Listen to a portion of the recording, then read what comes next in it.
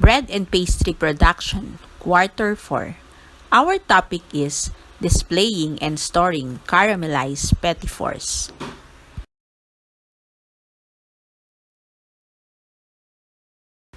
Displaying petit fours. Attractively displayed petit fours are great product for catching the customer's attention.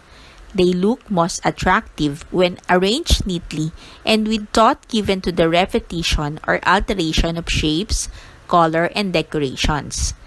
To attract the respect for this work, a neat, uncluttered, clean, and tidy display is essential. These greatly affect the visual impact and appreciation of the viewer and will tempt the customer to indulge. The following are the things to do to elevate the display of caramelized petit four. Number 1, caramelized petit four is best served fresh. Number 2, for buffet-style service, you can display caramelized petit four on ceramic plates, platter glass mirror, or tray. Number 3, place 3 to 4 pieces of caramelized petit four on one plate for modern coffee service. Number 4, you can serve fresh caramelized petit four on paper containers for easy grip. Store at correct temperature and conditions. All prepared petit fours will suffer from too much moisture in the environment. A cool, dry, closed environment is best for storage of all petit fours except those that contain perishable ingredients like fresh cream. Caramelized petit four will have a short lifespan as the caramel is hygroscopic and attracts moisture from the air. This moisture causes the sugar to soften and dissolve. Products like grapes, fruits, and strawberries will ooze moisture from their internal structure, causing the caramel to dislodge from the surface of the fruit. This is caused by the fact that the moisture just under the surface of the skin boils, breaking the cellular structure of the fruit, and the moisture held inside seeps through the damaged skin. 90% of petit fours need cool, dry environment for storage. Caramel sauce should be stored in a heat-resistant, airtight container such as a jar or a glass microwave-safe bowl with a lid. This sweet sauce can be left out at room temperature for a few days, but because of the dairy incorporated into the sauce, it's best kept refrigerated.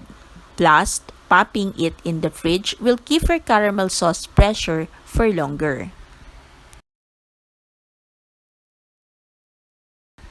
The caramel sauce will be hardened slightly because of the introduction of a colder temperature, but storing it in a proper container in the fridge will keep it fresh and ready to use for 2 to 3 weeks. Simply warm the caramel sauce in the microwave to make it smooth again. If you want to hold onto your homemade caramel sauce a bit longer, it can be kept in the freezer up to 3 months. The trick here is the proper storage, whereas caramel sauce does well in a glass container in the fridge. You'll want to skip that if you're freezing it to avoid any potential for shattered glass. Instead, store the caramel sauce in an airtight plastic storage container in the freezer. When you're ready to drizzle it again, remove it from the freezer and allow it to thaw at room temperature. Maintain maximum eating quality, appearance, and freshness. It is a mistake to produce more than can be used in a defined periods. It may be more economically viable to produce large numbers of a certain product. To maintain freshness, petit fours need to be finished as needed. Part processing can be achieved like making shortbread and freezing, then bakes as needed. But this does take space and time in freezer. The best way to have fresh petit fours is to produce them regularly and as needed. Protect finished petit four from adverse conditions to maintain structural integrity by enclosing in food-safe containers.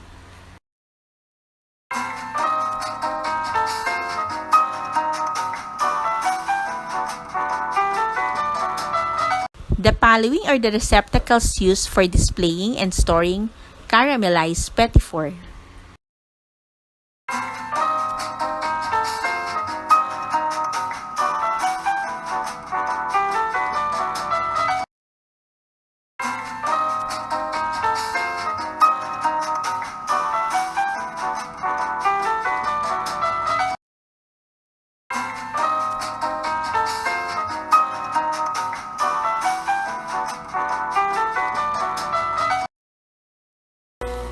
A time to remember.